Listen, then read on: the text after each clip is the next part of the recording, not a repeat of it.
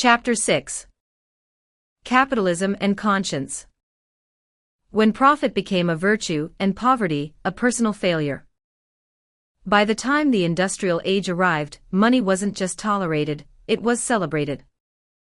Once, Christians saw wealth as spiritually dangerous. Now, people started seeing it as a sign of discipline, intelligence, or even divine favor.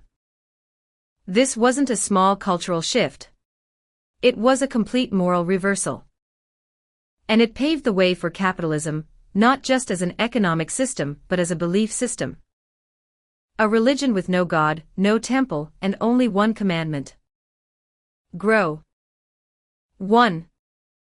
The Protestant ethic and the spirit of capitalism. In 1905, German sociologist Max Weber wrote one of the most important books in history.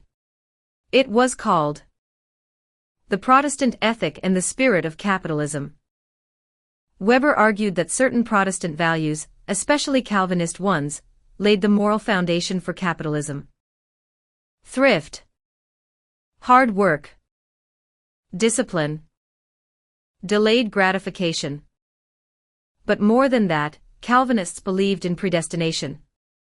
That meant if you were chosen, your life would show signs, like wealth, health, or success. Over time, this turned into something much darker. If you're rich, you must be good. If you're poor, maybe you deserve it. This moral framing, that profit was virtue, shaped entire nations. 2. Capitalism as creed. With industrialization came factories, mass production, labor forces, urban poverty. Capitalism emerged as a system that could organize work, reward innovation, create wealth at scale. But here's the catch. Capitalism isn't just a machine, it's a moral mirror. It rewards what it values and ignores what it doesn't. It rewards output, not effort. Ownership, not contribution.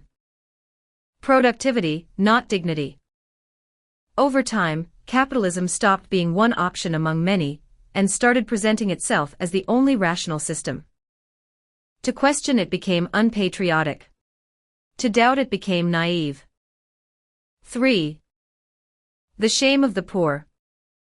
Under capitalism, poverty became a character flaw. If you're broke, you didn't hustle hard enough. If you're in debt, you made poor choices. If you're struggling, it's your fault, not the system's. This mindset, still deeply embedded in Western culture, disconnects struggle from context. It ignores wage stagnation, discrimination, healthcare costs, generational poverty, predatory lending.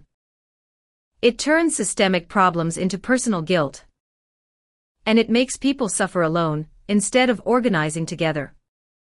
4. Can capitalism have a conscience? Capitalism isn't inherently evil.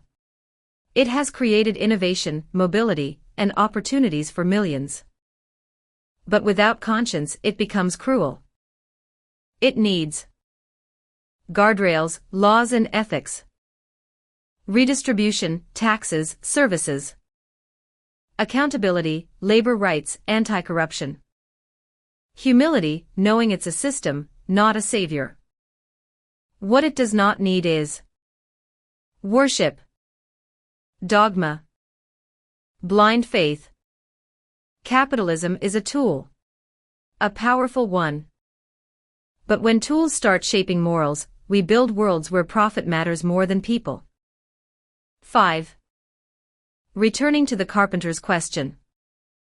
So let's come back to the question I asked at the beginning. Is this system right? Can we look at a world where billionaires launch rockets for fun, while families ration insulin to survive, and still say, yes, this is working? Or can we say, maybe we need a different kind of wealth? One that measures compassion, creativity, Contribution. Care. One that doesn't confuse value with valuation. Final thought. Capitalism taught us that money proves worth. But some of the best people I've known never had much of it.